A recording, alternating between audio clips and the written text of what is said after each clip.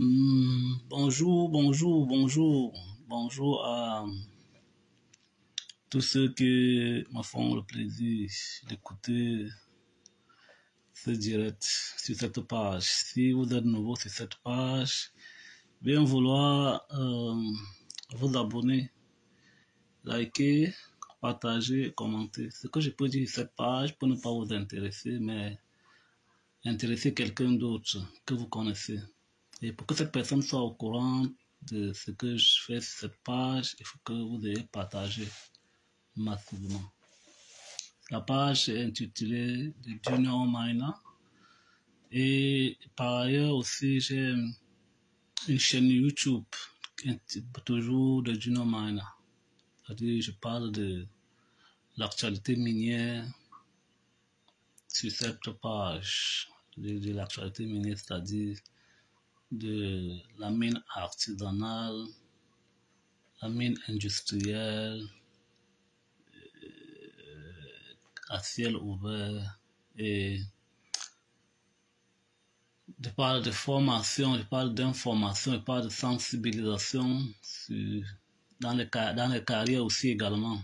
Donc, c'est une page dédiée uniquement aux activités minières. C'est-à-dire que si vous êtes intéressé par les activités minières, c'est-à-dire de l'exploration, du développement, de l'exploitation, de la réhabilitation des projets miniers, que ce soit dans les mines, que ce soit des carrières, que ce soit des mines artisanales. Je crois que je partage beaucoup d'informations ici qui peuvent t'aider. Donc, je venais de mettre un stop aux séries des idées d'entreprise qu'on peut créer à au second stade du projet minier qui était le développement. Donc, je venais de mettre une pause, pas un stop, parce que nous sommes déjà... J'ai fait un certain nombre de séries où je proposais, où j'expliquais aux gens les entreprises qui peuvent créer, parce que le secteur minier est opaque. Je sais que c'est opaque. La preuve est que quand je fais un direct comme celui-ci, normalement, on devrait, si c'était, on dit ça quoi, le racontage, le Congo, ça, comme on parle trivialement chez nous au Cameroun, je devais avoir plus de 1500 vues, mais quand il faut parler des choses sérieuses, techniques, comme la mine, beaucoup de gens ne s'y connaissent pas. Ce n'est pas de la faute des gens. Donc, c'est un secteur très opaque. Donc, je me présente, je suis ingénieur de mine, de formation. Donc, quand je parle de sujet de mine, c'est parce que je connais un peu, je partage mon expérience avec vous, vous qui me suivez et vous qui pensez que ce que je dis est audible. Donc, si vous pensez que ce que je dis est bien, veuillez partager au maximum afin que cela impacte sur certaines personnes. Pour ceux qui sont intéressés, j'ai dit le mois de décembre, c'est le mois de partage. Donc, j'ai encore des livres dans ma bibliothèque. Pas la bibliothèque, les livres qui sont dans la bibliothèque sont écrits par moi. Non, c'est des livres que j'ai accumulés, j'ai emmagasiné depuis 2009 où je suis entré dans j'ai commencé ma formation d'ingénieur de mine jusqu'à nos jours où je rôde toujours autour des projets, autour de l'activité minière. Donc, j'ai un certain nombre de livres que je peux partager avec vous gratuitement. Hein. Je ne demande pas ce que vous payez. Donc, j'ai reçu gratuitement. Je mets à la disposition. Ce que je vous demande seulement, c'est de mettre en commentaire,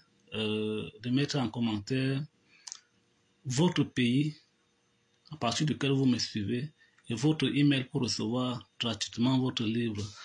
Et je profite aussi par cette occasion pour dire que ça c'est le dernier direct de l'année. Le thème est intitulé le travail des femmes dans les mines et carrières en Afrique. Donc je constate que cette année j'ai une forte communauté. La plus grande communauté sont mes amis maliens, mes frères maliens. Je vais dire un peu, je ne sais pas quelle heure il est actuellement. Actuellement, il est 15 heures au Mali. Ani Soroma, Ngate, Ani Soroma, Kokanya, Kobetogodi. Donc ça c'est c'était pour un peu pour dire bonjour à mes amis maliens. C'est pas dire que d'autres pays me suivent pas. Par exemple, notamment mon pays d'origine qui est le Cameroun. Bonjour à vous qui me suivez. Bonjour aussi, j'ai constaté aussi que Les Burkinabés me suivent aussi de plus en plus. Bonjour mes amis Burkinabés. Bonjour un peu de par le monde, les gens qui s'intéressent un peu à ce que je dis. Bonjour à vous, même à ceux qui vont recevoir ça de façon indirecte. Donc, sur cette page, je parle de l'actualité minière. Et comme avant de commencer, je vais vous dire, si sur cette page, ce que je dis peut ne pas vous intéresser, partagez afin que ça arrive à quelqu'un qui peut être intéressé. Donc, si vous avez un projet minier, que vous avez besoin des équipements pour cela, vous pouvez toujours me contacter via mon WhatsApp qui est dans la description de cette vidéo. Si vous avez besoin des explosifs, vous avez besoin de taillants, vous avez besoin de concasseurs, si vous avez besoin des chaînes de traitement de vos minerais, c'est-à-dire l'or, le diamant, le coltan, le cuivre, je vous mets en contact avec des fournisseurs fiables et sérieux qui vont vous faire une réduction du coût d'achat à partir de mon nom que vous donnerez à l'entreprise. C'est-à-dire que j'ai pu négocier un certain pourcentage de rabais quand vous allez passer par mon nom pour acheter des engins. Je vous conseillerais seulement, je ne vais pas vous dire que c'est là-bas que vous allez acheter, vous irez, et si le prix vous intéresse, vous pourrez acheter. Si ça ne vous intéresse pas, vous pourrez aller acheter ailleurs.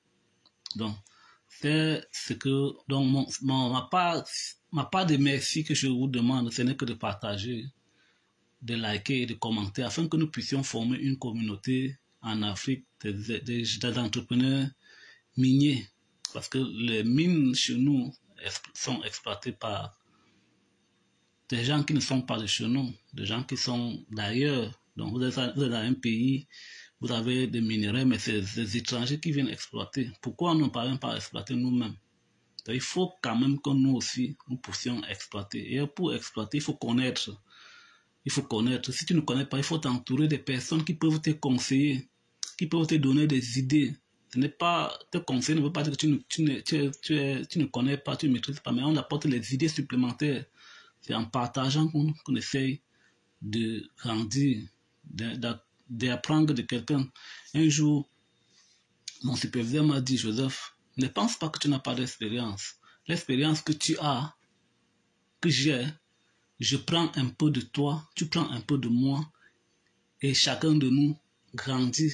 On monte sa part avec. On me dit, je lui disais chaque fois que Monsieur Mohamed, vous avez beaucoup d'expérience, vous avez 10 ans d'expérience. Il dit oui, même toi-même qui as déjà 4 ans d'expérience, j'apprends aussi de toi parce que là où je me suis formé, toi aussi tu ne t'es pas formé là-bas. Là où j'ai travaillé, tu n'as pas travaillé là-bas. Donc l'expérience là, ça se met ensemble. Je prends un peu chez toi, tu prends un peu chez moi. Quand tu m'expliques quelque chose que je n'ai jamais vu, j'apprends aussi. Quand je t'explique quelque chose que tu n'as jamais vu, tu apprends. C'est-à-dire que l'expérience. Okay. Quand j'ai fini de dire cela, aujourd'hui, j'ai décidé, c'est un peu de la sociologie des mines que je vais parler pour le dernier direct. Et au début d'année, on va démarrer un peu avec de la sociologie comme ça, parce qu'au début d'année, en janvier, on va parler des salaires dans les mines. On va parler des salaires dans les mines. Parler un peu comme ça pour des jeunes gens qui sont en train de frapper aux portes des entreprises minières. Donc aujourd'hui, on va parler de travail des femmes dans l'industrie minière en Afrique. Je commence d'abord par moi, parce que quand je commençais ma formation en 2009, nous étions 11, je parle de ça c'est une anecdote, c'est pour embrayer, pour parler de ce pourquoi nous avons fait. On était 11, on était presque 8 dans la formation. Il y avait 2 filles dans la formation. En 2009, il y avait 2 filles qui avaient choisi aussi de faire les mines. Donc on était 8, il y avait 6 garçons et 2 filles. On a commencé la formation, on a avancé dans la formation jusqu'au jour, en ce moment-là, en Afrique, au Cameroun particulièrement, il n'y avait pas beaucoup d'écoles, il n'y avait pas beaucoup d'ingénieurs de mines qui pouvaient nous enseigner. comme c'est le cas encore dans beaucoup de pays africains jusqu'à aujourd'hui, dans beaucoup de pays, même en Afrique, au Cameroun, c'est vrai que depuis 2009, il y a eu beaucoup d'avancées en termes de formation, en termes de qualité, en termes de personnel, même de personnel qui forment même. Ça a évolué beaucoup depuis 2009. C'est-à-dire qu'on a beaucoup de gens qui ont de l'expérience, qui ont travaillé déjà, qui sont venus enseigner. À notre temps, ce n'était pas le cas. Pour que tu en trouves un ingénieur de mine, ce n'était pas évident. Donc, on a commencé la formation de mine, on a commencé la formation et jusqu'au jour où on a eu notre premier et vrai enseignant de mine qui était un ingénieur de mine formé, qui était formé en Tunisie et qui est venu nous faire cours en ce moment. Donc, il entre en classe, on commence, c'est vraiment le cours de la mine. C'est vrai, pas les choses qu'on faisait un peu de quoi. Non, c'était vraiment le cours de la mine. Il nous dit qu'en réalité, si on commençait notre formation, comme il a commencé sa formation, beaucoup de gens auraient démissionné depuis. Il nous explique l'environnement minier, comment les mines fonctionnent, comment est-ce que la mine fonctionne. Par exemple, une mine fonctionne 24 heures sur 24. Une mine fonctionne, et la mine est toujours localisée très loin de la ville. C'est-à-dire que vous pouvez être, la ville la plus proche de la mine peut être à 300 km, c'est possible. La ville la plus proche de la mine, c'est-à-dire la petite ville la plus proche de la mine peut être à 300 km.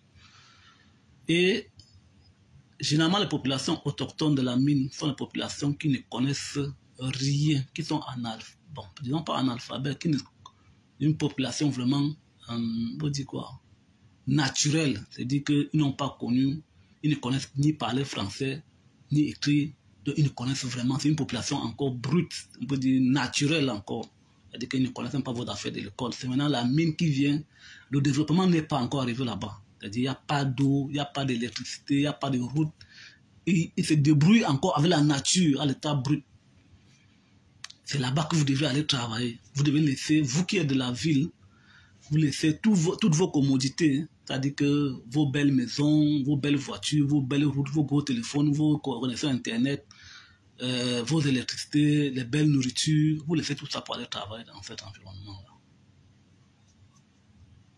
Imaginez un peu, il n'y a pas de pain, il n'y a pas de riz, il n'y a pas de nourriture. En fait, vous devez faire avec ce que vous trouvez là, à défaut d'apporter vous-même ça, de transporter ça de la ville pour où le chantier minier est situé. Que ce soit dans l'exploration, que ce soit dans l'exploitation, c'est toujours compliqué de travailler. C'est toujours compliqué pour le projet minier. Alors, il nous expliquait que si on plongeait, dès que vous avez réussi votre concours d'entrer dans une école de mine, si on vous amenait directement dans un projet minier, vous familiarisez avec le secteur minier, beaucoup de gens, après ce temps-là, devaient démissionner. Parce que quand vous allez pour un projet minier, vous ne partez pas pour rentrer le même jour. Si c'est à l'exploration, si vous avez un contrat local, sachez que vous devez faire, contrat local vous dit que vous pouvez travailler sur le site de lundi à vendredi. Si possible, rentrer en famille et revenir dimanche dans la nuit et travailler, commencer au travail lundi. Si vous avez un contrat expatrié, ça veut dire que vous pouvez travailler 2 ou 3 mois dans le pays auquel vous êtes recruté et aller faire 3 semaines ou 1 mois de congé dans votre pays et de revenir travailler dans la mine. Ça peut être que dans la mine, ça peut être que dans l'exploration. Donc, il nous expliquait que si on avait vraiment plongé les gars dans les mines, au début de la formation, beaucoup ne seraient pas à ce niveau. On était presque en 3e année à ce moment-là. Donc, il nous a expliqué que les conditions de travail dans les mines étaient difficiles. C'est-à-dire que si vous êtes en exploration, vous partez faire face aux fourmis, vous partez faire face aux lions, aux chimpanzés, aux animaux féroces, vous partez faire face à la forêt humide, vous partez faire face aux insectes sauvages, ça peut vous piquer à tout moment. Et ça vous pique les gens à tout moment. Ça les laisse parfois des choses sur le corps que tu ne peux pas connaître vraiment. Imaginez, vous sortez, vous êtes des gens de bonne famille, par exemple, vous êtes allé dans un projet minier, vous allez en brousse, si c'est une chenille sauvage qui vous touche, si c'est par exemple un insecte sauvage qui vous pique Ça va vous gonfler. Ça va faire mal. Il n'y a pas de traitement nécessaire. On ne doit pas t'amener en ville là parce que la mouche t'a touché ou un insecte t'a piqué. Non. On va attendre jusqu'à ce que on va te donner ce qu'on peut te donner, un palliatif là. Et après, tu vas te remettre et on va travailler. Donc, pour te dire que le travail dans la mine est très difficile, est très compliqué. Il nous expliquait donc ça, et il disait que si en réalité on avait expliqué ça à beaucoup de personnes, les gens devaient démissionner. Et justement, quand elle a fini de nous expliquer ça, un camarade a démissionné, il est parti faire informatique. C'est-à-dire qu'il a décidé le jour-là, que comme c'est comme ça, et on l'avait aussi expliqué le jour-là que les mines souterraines peuvent s'écrouler et bloquer les gens à l'intérieur et mourir. Ça a dérangé le gars. Le gars a dit que si c'est comme ça, il ne fait plus la mine. Il a démissionné, il allait faire informatique. Donc, pour dire quoi, c'est passionnant de travailler dans les mines. C'est très passionnant de travailler dans les mines. Beaucoup de gens embrassent la carrière minière sans toutefois connaître ce que c'est. Par exemple, pour moi, j'ai commencé j'ai choisi la filière mine sans jamais avoir vu même une personne qui a travaillé dans une mine. Je n'avais jamais vu quelqu'un m'explique que la mine c'est ça, la mine non. C'était la passion, c'était l'amour. Donc j'avais aimé aussi, j'avais aussi vu des séries, des choses comme ça qui parlaient de la mine. J'étais passionné par la géologie. Donc, pour dire que c'est vrai, la mine est passionnante, mais il y a des sacrifices qu'il faut faire et des sacrifices qu'il ne faut pas faire. Des sacrifices qu'il faut faire et des sacrifices qu'il ne faut pas faire. Par exemple, moi par exemple aussi, quand j'étais dans mon entreprise où je travaillais, je recevais beaucoup de stagiaires. Parmi lesquels les stagiaires étaient beaucoup plus nombreuses, que les stagiaires filles étaient beaucoup plus nombreuses que les stagiaires garçons parfois. Même quand j'enseignais à l'université, je trouvais aussi que dans la classe, il y avait beaucoup d'étudiants filles qui étaient dans la filière mine.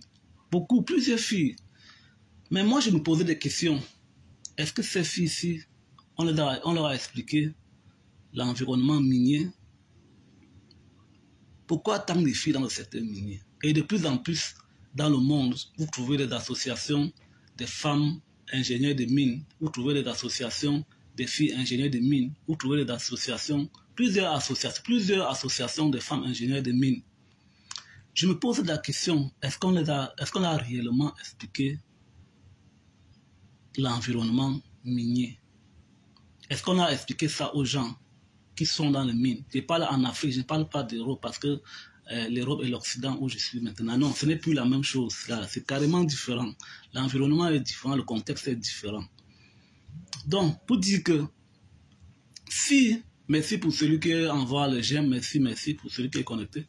Et par prière de bien vouloir partager aussi pour que les autres soient aussi au courant. Donc, pour dire que si on explique vraiment l'environnement minier aux gens, je ne dis pas que les femmes ne doivent pas travailler dans les mines, mais moi quand je regarde ça en tant qu'Africain, je dis mais en réalité, parce que en réalité, on a nos coutumes, on a nos valeurs et on a des choses qu'il faut préserver. La femme est le socle de la famille, la femme est le socle de la société. La femme est celle qui encadre un foyer. La femme est celle qui encadre un mari. La femme est celle qui éduque les enfants. La femme est celle qui prépare pour sa famille.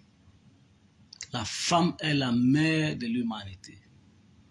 Regardez un peu nos projets miniers. Regardez les projets miniers. Combien de femmes ingénieurs de mines vous avez déjà rencontré qui ont des postes plein ingénieurs de mines dans une mine? Combien de femmes géologues miniers qui sont chefs projet? Est-ce que vous avez déjà vu?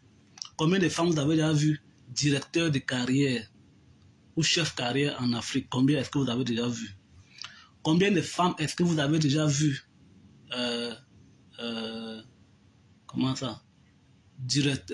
chef de projet minier en Afrique? Combien de femmes vous avez déjà vu chef de carrière? Combien de femmes vous avez déjà vu une femme qui est chef mineur en Afrique?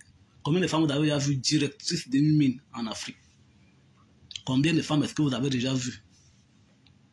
Dites-moi un peu, qu'est-ce qui vous motive tant d'aller faire cette formation?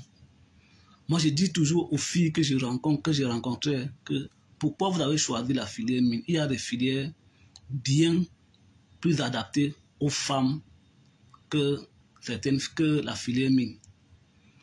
Les femmes vont se retrouver dans la mine. Si tu es pour aller travailler au ministère, d'accord. Si c'est pour aller travailler dans le bureau d'études, d'accord. Mais si c'est pour aller travailler sur le terrain, je ne crois pas que les femmes sont adaptées. J'avais rencontré aussi au Mali des charmantes dames, une femme qui conduisait très bien l'engin, une opératrice d'engin efficace. M'avait raconté son histoire. Son père était conducteur d'engin et par la force des choses, son père lui a transmis ça. Elle travaillait. Regardez les conditions de travail dans les mines. Je commence par le recrutement. On recrute dans les mines. Il y a deux façons de recruter dans les mines. On peut vous recruter dans une mine. Vous pouvez avoir un contrat local. Vous pouvez avoir un contrat expatrié. Pour avoir un contrat expatrié, on commence par le contrat local. Si vous avez un contrat local, ça veut dire que vous devez travailler comme dans le pays dans lequel vous êtes, comme par exemple au Mali. Je salue encore les amis maliens que je connais bien. Vous pouvez travailler dans les mines comme, avec un contrat local. C'est-à-dire que vous êtes malien, on vous recrute comme malien. Vous devez travailler de lundi à vendredi. Ça, c'est un contrat local. Et j'ai précisé au début que la mine est toujours très loin de la ville. Par exemple, je travaillais dans le cercle de Kenyeba à Gungutu, par exemple. Si on t'a recruté à Bamako pour que tu travailles à Gungutu, ça veut dire que de lundi à vendredi, tu es à Gungutu. Et de vendredi soir, tu cours rapidement pour aller à Bamako. Tu dois à Bamako vendredi, soir, samedi. Et dimanche soir, tu es encore en haut parce que tu dois travailler le matin. Ça, c'est le cas de contrat local. Tu es une femme. À quel moment tu t'occupes de ta famille à ce moment-là? À quel moment? Imagine un peu que tu contractes une grossesse en quel temps. Est-ce que le stress de voyager à tout moment ne peut pas te déranger pendant ta grossesse? Dans les mines, tout le monde ne travaille pas au bureau. La mine, c'est un travail où les gens sont, la plupart du temps, soit dans les pick-up, soit dans les engins, soit debout sur le site, en train de monter, descendre, vérifier ceci, vérifier cela. Si tu es une femme, à quel moment tu prendras soin de ton mari? À quel moment tu encadreras tes enfants? À quel moment tu prépareras pour ton mari? Ton mari a beau être compréhensif, mais après un an, pour que tu aies un congé d'un mois, est-ce que cela est possible? Maintenant, j'imagine un peu une autre situation, que tu aies un contrat expatrié. Tu as un contrat expatrié, ça veut dire que tu vas travailler 2 ou 3 mois sur site et 1 mois dans ton pays. À quel moment tu vas t'occuper de ton mari pendant tes 3-4 mois que tu seras, pendant les 2 ou 3 mois que tu seras dehors? Qui s'occupera de ton enfant, de tes enfants? Qui s'occupera de ton mari? Si tu es enceinte, est-ce que tu peux travailler debout pendant tout le trajet? Tu peux travailler debout pendant 4 heures seulement. Au début de la grossesse, tu peux le faire. Mais après, quand la grossesse évolue, est-ce que tu peux effectivement continuer à travailler? Est-ce que tu peux être dans la pick-up chaque jour, en train de monter, descendre? Ça, c'est pour celle qui est mariée. Celle qui est mariée déjà, elle est dans la mine. Ça, c'est un cas que je demande. Est-ce que tu peux travailler avec une grossesse à 8 mois? En tant que chef mineur, en tant qu'ingénieur de mine, en tant que directeur de projet, en tant que géotechnicienne, est-ce qu'après 9 mois, est-ce que est-ce que tu peux travailler? Est-ce que tu vas t'occuper de ta famille avec tout ça, même si ton mari est compréhensif n'importe comment? Maintenant, pour celle qui est célibataire, comprenez déjà qu'en Afrique, quand tu travailles, pour nous les hommes, quand tu travailles, quand tu as déjà un salaire la plupart des temps, rapidement, il te faut te marier. Ça veut dire que sur 90 hommes qui sont dans la mine, sur 100 hommes qui sont dans la mine, 90 sont mariés. Tu es célibataire, tu es une femme célibataire, une fille célibataire, tu rentres dans la mine. La mine te stresse. Il y a les deux conditions, que ce soit en voyage, que ce soit contrat local, que ce soit contrat expatrié. À quel moment tu trouveras ton mari? Parce que tu n'as pas le temps. Tu n'as pas le temps. Un homme te verra où? Dans la mine. Tu n'as pas le temps. Tu es entre ton chantier, entre ton travail, entre tes rapports. Tu n'as pas le temps. Tu vas aller être deuxième femme. Comme les filles, la plupart des filles d'aujourd'hui n'aiment pas la polygamie. Est-ce que tu pourras aller être deuxième femme ou alors porter l'enfant de quelqu'un d'autre qui ne sera pas ton mari?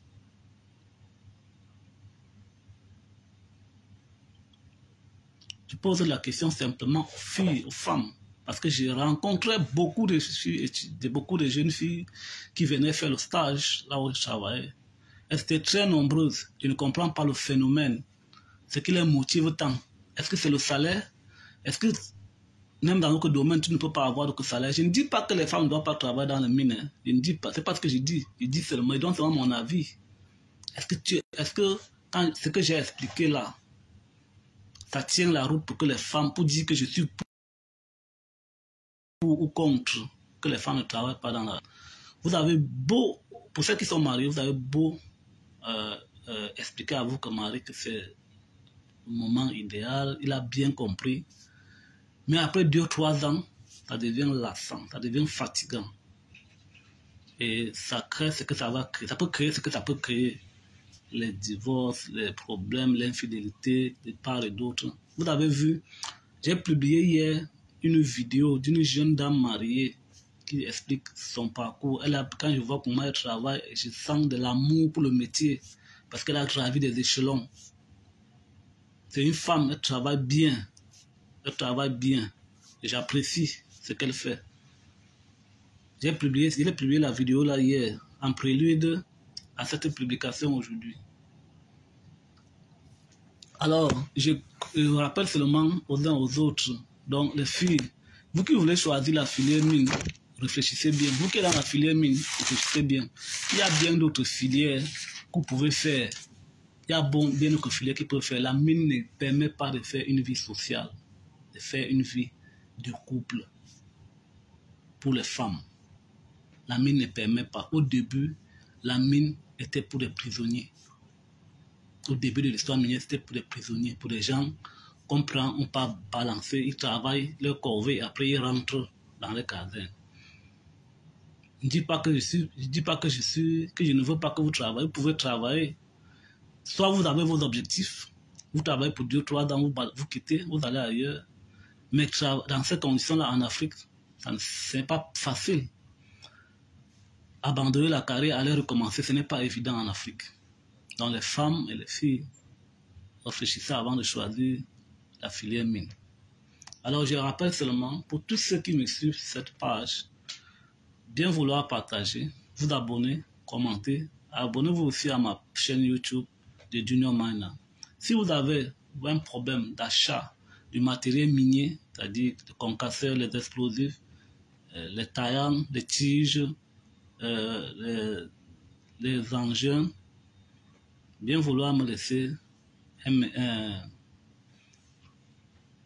message par mon numéro WhatsApp et mon adresse email, ou même pas mon adresse email.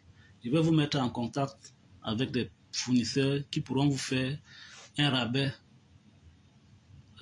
important de par mon canal. Parce que j'ai pu négocier avec eux des rabais pour les clients qui viendront par moi, par mon nom. Donc, vous n'êtes pas obligé d'acheter, mais vous pouvez juste avoir une idée du prix. Si ça ne vous intéresse pas, vous partez acheter ailleurs, vous partez demander encore ailleurs. Concasseur, explosif, tige de foration, taillant, emmanchement, bref, tous une chaîne de production pour vos minerais, pour le traitement de vos minerais, que ce soit l'or, le diamant, le coltan, le cuivre. Je vous mets en contact avec les fournisseurs qui ont déjà livré dans plusieurs pays en Afrique. Vous pourriez effectivement faire vos achats avec eux. Si ça vous intéresse, vous pourriez le faire. Si ça ne vous intéresse pas, vous n'êtes pas obligé d'acheter chez eux. Ok? Donc, une fois que j'ai dit cela, les femmes, avant de choisir la filière mine, pensez-y à la vie des sociétés, pensez-y à la vie des couples que vous êtes appelés à le faire. Parce que la femme, je le rappelle, je le redis, est la mère de l'humanité. La femme est celle qui s'occupe en Afrique, hein, je précise bien en Afrique, parce que en Occident, c'est autre chose. La femme a un